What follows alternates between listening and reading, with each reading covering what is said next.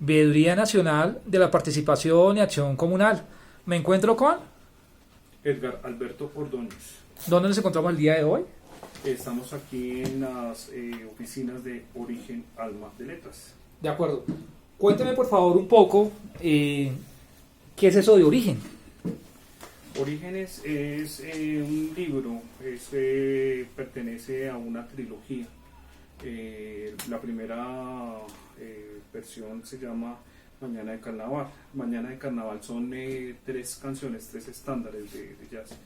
Es un libro pues que pretenden algo, pues despertar conciencias, influir en vidas. Es decir, ese es el proyecto de Orígenes. De acuerdo. Antes de hablar un poco más sobre este material, Sí.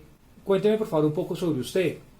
¿Cómo llega a ese mundo tan complejo que es la literatura? Bueno, desde pequeñito pues fui tocado pues por las historias, por los relatos, por los cuentos, es decir, me gustaron mucho las letras. ¿Usted es de Bogotá o de qué región? Yo nací aquí en Bogotá, Colombia, en el año de 1971. Todavía tiene colágeno. Sí, señor. Entonces, sí, desde pequeñito pues me gustan las letras, me siento atrapado por ellas, por todos los autores, Gabriel García Márquez, me gusta mucho Mario Vargas Llosa, todos los escritores del llamado boom latinoamericano, Julio Cortázar, Borges, Carlos Fuentes, bueno, eso. ¿Su libro favorito? Mi libro favorito, bueno, mi libro favorito, porque pues decir que digamos un libro sea favorito, 100 años de soledad, que es el libro, pues el libro más elogiado de Gabriel García Márquez. De acuerdo. 100 años de soledad. Sí, Ahora cuéntame por favor un poco sobre usted. ¿Por qué termina en ese mundo de las letras? ¿Qué lo llevó a escribir ese tipo de material tan interesante para el ciudadano del común? Bueno, ¿por qué llegué yo acá? Pues precisamente por servicio, por ayuda a la comunidad. Pues yo pues soy tocado por las drogas, o sea, me convertí en un adicto desde muy temprana edad, o sea, yo más o menos desde los 13 años Sí. empiezo a tomar en un país que tiene una cultura alcohólica y con el transcurso del tiempo pues me fui enredando en más sustancias. Los últimos 4 años me volví alcohólico primero que todo. De acuerdo. ¿Y qué decían sus padres o cómo, digamos, ellos, o usted cómo manejaba, qué se acuerda de esa situación con ellos cuando usted era muy joven y consumía alcohol y luego por supuesto llegó al mundo de las drogas? Pues yo pues vengo de una familia disfuncional. Sí. Sí, yo me fui de mi casa desde muy temprana edad, más o menos cuando tenía 14, 15 años. Entonces siempre fui una persona pues muy independiente. Entonces prácticamente no vivía con ellos, ¿sí? Aunque mi familia pues mi familia tenía muchos problemas pues sociales, es decir, de hecho yo no estudié, o sea, yo hice nada más hasta segundo bachillerato y pues yo me retiré. Después me puse a trabajar, bueno, después intenté acabar mi bachillerato en la escuela nocturna, ¿sí? Pero yo claramente ya no vivía con mi familia, con mis padres. De acuerdo. Y digamos ese mundo del alcohol y las drogas a esa edad tan joven, que nos puede contar de pronto, que se acuerda, esas vivencias, no sé, de pronto qué lo hacía estar inmerso en ese mundo tan ácido y tan fuerte para una persona tan joven. Pues la cultura, el entorno, la sociedad, lo que vivimos. Nosotros, si usted se fija, vivimos en una cultura alcohólica, es decir, aquí en el bautizo se toma, en la primera comunión se toma, en todas las actividades que se generen en torno a la sociedad, pues se toma. Entonces yo le cojo mucho gusto al trago, a tomar, a la rumba.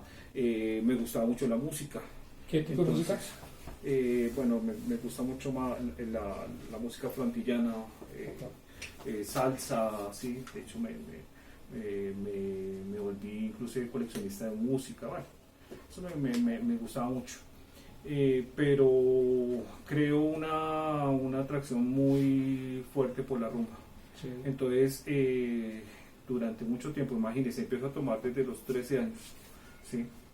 Y paro cuando tenía 33 años. 20 años 20 en ese mundo. Los últimos 4 o 5 años de mis adicciones, porque todo el alcohol también es una droga, ¿sí?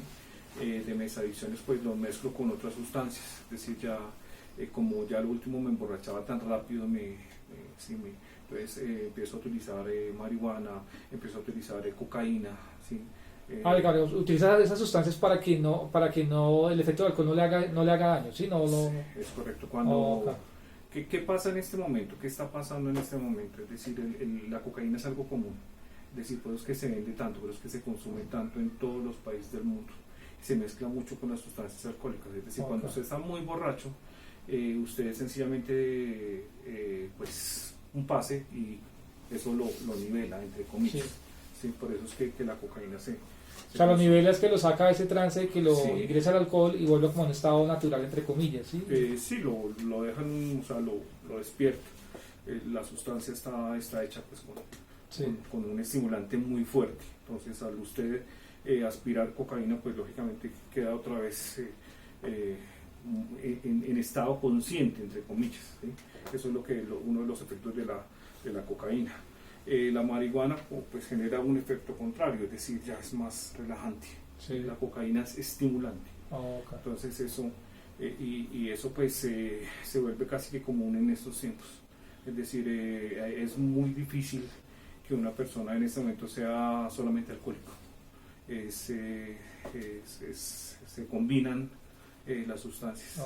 Sí o sí, digamos, tiene que hacer parte de otro tipo de droga para poder seguir consumiendo el tipo de alcohol. En la mayoría de los casos, desafortunadamente, es así. Y digamos, en ese sentido, ¿cómo llega a ese mundo de la droga? O sea, ¿quién lo vincula? ¿Cómo conoció ese mundo? Bueno, primero pues empiezo a cogerle el gusto al trago, a las bebidas alcohólicas, y en el transcurso pues del tiempo me vuelvo alcohólico. Y cuando usted se vuelve alcohólico, después de que usted esté alcoholizado, pues usted empieza a probar otras cosas.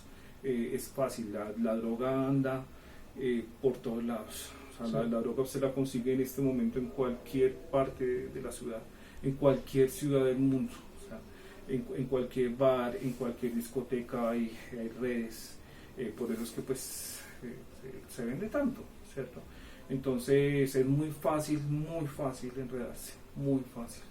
Es decir, solamente se necesita un solo contacto y caer, aunque a veces parece una lotería. Digamos, un ejemplo, de 10 personas que consumen marihuana, 13 quedan enredados, ¿sí? O sea, quedan en el trance y no salen, y necesitan más y una droga lo va induciendo a otra, y esa lo va llevando a otra, y cada vez va necesitando pues drogas más fuertes. Y digamos, en ese sentido, ¿cómo hacía para, digamos, la parte económica? Porque sabemos que... No, porque pues yo trabajaba, es decir, eso le puede pasar a una persona normal.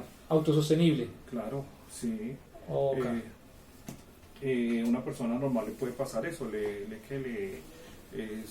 como terminan cientos, miles de jóvenes, millones de jóvenes perdidos en las calles. De acuerdo, digamos, en ese mundo de drogas, ¿qué lugares visitó, digamos, aquí primero, en qué sector, digamos, vivía y en dónde terminó? Las partes ácidas, lugares como, digamos, representativos en ese mundo de la maldad, como el caso de la famosa Cuadrapicha en la 1 de Mayo, que es un tema de alcohol 100%, o en la 85/11, que es solo bares y discotecas, o en el centro de Bogotá, como el tema del antiguo Cartucho, ¿no? Que era un tema emblemático donde llegaba todo consumidor potencial y quedaba ahí, y ese mundo no salía. Cartucho, la primera, digamos, pues calle compleja, una de las primeras calles complejas que hubieron en Bogotá, pues la calle del Cartucho. Después se desarrolló el Bronx, cuando desocuparon, cuando le lanzaron a la gente del Cartucho. ¿Del 2016 que fue lo de Peñalosa? No, eso fue en el Bronx, en el 2016. Antes del Bronx estuvo el Cartucho. Cuando desmantelaron el Cartucho, la mayoría de indigentes se fueron para el Bronx. De ahí nace la famosa Eli, aquí en Bogotá. Cuando desmantelan el Bronx, se fueron para otros barrios como el San Bernardo, como La Favorita, como María Paz. Es un problema que no termina. O sea, trascendió a otros sectores y el problema no se solucionó, sino se trasladó. Ahora se encuentra en toda la ciudad de Bogotá, la ciudad de Bogotá, cadenas de microtráfico, ollas, sí, el consumo se ha acelerado de una manera exponencial, es decir, lo que está pasando con el asunto de la droga es algo que debemos de alguna manera parar. De acuerdo. De alguna manera. Y en ese sentido, digamos, cuando usted está inmerso en eso, digamos, ¿qué se acuerda de pronto de haber estado ahí? ¿Usted sí visitó, por ejemplo, conoció el Cartucho o el Bronx, estuvo en esas zonas? Claro que sí, yo pues este libro, esta novela empieza Sí. en el antiguo Bronx de Bogotá. Es increíble la cantidad de gente que cayó de una manera normal, es decir, no, la gente piensa que el que cae en el Bronx es porque es una persona de muy bajos estratos o porque es una persona que tiene problemas gravísimos con sustancias o por diferentes razones, pero allá llegaba gente común y corriente, es decir, gente como usted o como yo, Sí. que tomaron malas decisiones y cayeron, se dejaron enredar por sustancias, llegaron allá habían personas muy inteligentes, personas con carreras, sí, personas que desafortunadamente pues tomaron esos malos pasos, pero es que a ver, lo que les quiero transmitir, lo que les quiero decir es que para uno quedar enredado con las drogas es muy fácil. Sí. Es decir, no se necesita mucho, es decir, es sencillamente en algunos casos es a veces solo probarla, ¿sí? Es lo que está pasando con el tema de la marihuana se ha vuelto algo normal, algo... No, y hoy en día uno ve en los parques, sí. Y por ejemplo hacemos una reunión ahí en el Salón Comunal, los periodistas, una asamblea con el 20%, porque como raro la gente no participa, y yo le preguntaba precisamente al policía del cuadrante que qué se hacía con esos jóvenes que estaban consumiendo en el parque, y él decía, no, mire, lo único que yo puedo hacer es colocarles un comparendo, me los llevo para la UPJ, donde tienen otro nombre ahorita, sí. Están allá unos días y chao, pero digamos no hay una sanción, o digamos no hay una acción adicional para decirle a esos jóvenes, venga, al menos vaya a limpiar baños, o vaya a arreglar parques, o haga alguna acción social. No, simplemente es una sanción económica, pero no trasciende a nada más. Y entonces el joven, ¿qué sigue haciendo? Pues consumiendo droga, porque pues igual asume la responsabilidad, y si no paga el comparendo, pues ¿qué le van a hacer? Bueno, el problema es aún más complejo. Yo creo que es un problema, pues, llevo ya bastante tiempo pues, estudiando este asunto, pues porque de hecho yo, como les cuento, formé parte de, o sea, pues me volví adicto con el paso del tiempo, pero el problema yo creo que es más bien de aprendizaje. El entorno nos está mostrando las cosas normales, es decir, nos crea una conciencia de que esto es normal, la misma música, lo que se escucha, lo que nos transmiten, las creencias de generación en generación. Hay una digamos, una creencia de que la marihuana es natural, ¿sí? Que la marihuana no hace daño, de que la marihuana no es adictiva, de que la marihuana es incluso manejable, ¿sí? Y eso es falso. Es decir, eso es una puerta de entrada a muchas instancias. La misma creencia que nos venden a nosotros desde pequeños, que mijo, tomes un trago, mijo, pero mijo, no se vaya a emborrachar, aprenda a tomar, le dicen a los niños, aprenda a tomar, como si eso se pudiera hacer. Sí, uno no puede aprender a tomar, hay personas que no podemos controlar. El alcohol o las sustancias no se puede, es un monstruo grandísimo que no se puede controlar. Entonces esas mismas creencias que nos enseñan de generación en generación pues van destruyendo la vida de muchas personas. Por eso ustedes de pronto ven tanta gente en la calle, tantos habitantes de calle, tantos indigentes, tanta delincuencia. Se va permeando todo en un síndrome de maldad. De acuerdo. Ahí, usted tocaba un tema muy interesante, que era el tema digamos, de que esta agua no beberé. Yo conozco la historia de los 5 intelectuales del Cartucho, uno que era médico de una familia muy importante en Chile, y porque se le murió un paciente trabajando en una petrolera, él entró en una depresión y terminó allá. Entonces, en ese sentido, pues lo que usted dice sí es muy cierto. A veces uno, por cualquier situación, uno puede cometer alguna locura, y no solamente en una situación de una adicción, sino puede cometer una locura de ira, intenso dolor, como dicen los abogados, y termina preso en una cárcel por un minuto de no saber manejar una emoción o un pensamiento. Es correcto, totalmente de acuerdo. Es decir, A nosotros nos deberían enseñar, digamos, desde niños, a manejar nuestras emociones, a racionar nuestras emociones. A veces tomamos decisiones, sí, pues a la ligera. Es decir, yo conozco historias de personas que perdieron hasta su misma fortuna, una casa en una noche, en juego. En juego de casino. Sí, cosas. Allá mismo conocí muchos adictos que por una noche que les dijeron, mire, conozco la historia de un compañero que se metió con una prostituta a un cuarto a un hostal, y ella le dijo, prueba el bazuco. Ahí se quedó. Una sola probada de bazuco, una sola pipa, no pudo salir. El hombre murió, quedó muerto, o sea, murió. Quedó ahí en el... No, mucho tiempo. O sea, quedó viciado en el tema. Sí, o sea, él duró más de 15 años después de esa noche, por haber aceptado una probada, ¿sí? Hay personas que por probar una vez la marihuana se enamoran. Eso es amor a primera vista. No pueden salir y la empiezan a defender y empiezan a sustentar. En este momento usted se encuentra en muchos trabajos que trabaja la gente consumiendo marihuana. Sí, es algo que se está normalizando mucho, que es no únicamente acá, en todos los países del mundo. Todos los países del mundo es algo que está pasando. Yo pienso o trato de describir esto contando lógicamente varias experiencias, pero sobre todo tratando de presentar alguna solución, digamos que si alguien lee este libro, diga, pues no puedo, que le genere algo, que despierte conciencia. De eso se trata este proyecto. Me gustaría así de pronto saber, digamos, por ejemplo en Bolivia, sí, el tema de la cocaína, que es una planta ancestral aquí de nuestros territorios. Sí. Con esa planta ellos fabrican alimentos, maicena, bueno, otro tipo de elementos porque son plantas, y eso también genera ingresos, pero de otro punto de vista, por supuesto, beneficiando al ciudadano del común, ¿no? Y no solamente la cocaína, por ejemplo, el tema de la marihuana, que es la marihuana medicinal, sí, para personas que, por ejemplo, sufren de artritis, de dolores de huesos, de inclusive la misma depresión. E inclusive los grandes sabios de las grandes culturas, el pluma blanca, el cacique, a veces también en las tribus utilizaban productos como, por ejemplo, el yagé, para entrar en ese mundo del inconsciente y llegar y ver más allá.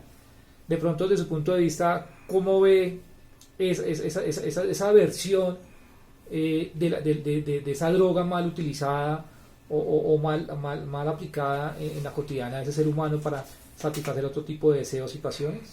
Bueno, es que hay, por ejemplo, es perfectamente utilizable bajo el uso médico, digamos, el cannabis medicinal, ¿sí? Se utiliza. Digamos, yo creo que estamos manejando mal el uso, ¿sí? Es decir, la coca es una planta sagrada para los mismos incas, para los mismos bolivianos, ¿sí? Pero los bolivianos no la pasaban por un proceso químico para inhalarla, ellos la masticaban, ¿sí? La marihuana también, aunque tiene muchos procesos medicinales, pues claramente, pues creo yo, no debe ser fumada, ¿sí? Se debe usar en otros usos. Mire, usted conoce, hay infinidad de plantas. Mire, aquí está, mire lo que estudio. Están todas las drogas. Hay cantidad de plantas que se utilizan como digamos mandrágora, oleoluqui, el peyote, ¿sí? El mismo yagé que usted cuenta, que los experimentos que hacen los taitas en el Amazonas, pero todos son árboles que son mal utilizados. Es para mi concepto, de acuerdo a la investigación que se ha hecho, ¿sí? De acuerdo a lo que ha venido pasando. Es decir, mire, no es un tema moralista, es decir, no se trata de de dar una cátedra sobre moral o sobre religión o sobre creencias. Yo lo que les puedo hablar es desde el punto de vista científico, de adicciones. Yo trabajo con adictos, sí. Veo el 95, el 96, 97% de las personas que se vuelven adictos caen en adicciones por alcohol, por marihuana, ¿sí? Cada vez van subiendo de droga. Es decir, no se está, digamos, hablando de un tema por encima o porque a mí me parezca, no, es algo real. Después de que una persona toque de una droga fuerte como la cocaína o como el bazuco, que es tan dañino aquí en Colombia, es muy difícil salir, muy difícil. Entonces lo que tratamos de hacer desde ese proyecto es tratar de que de alguna manera los jóvenes digan no al consumo de la droga. Mire, yo les cuento esto a los jóvenes en los colegios. Yo les presento una cadena de consumo, ¿sí? Es decir, desde el consumidor, desde pues el transporte, desde las mismas ollas, desde los procesos. Bueno, entonces aquí, si usted lo analiza bien, la mayoría digamos, de los entes legales tratan de atacar la droga a los expendedores, al consumidor, al transportador, cuando hacen bueno, que el glisofato, ¿cómo se llama? Cuando desde los aviones... Extracción aérea. Sí. Entonces, pero donde se debería atacar el consumo es en el consumidor directo. Es decir, si paramos el consumidor, si le enseñamos al consumidor lo que produce la droga, si realmente logramos hacer que las personas despierten conciencia antes de probar, pues vamos a acabar con toda esa cadena. De eso se trata más o menos este proyecto. Es decir, yo pienso que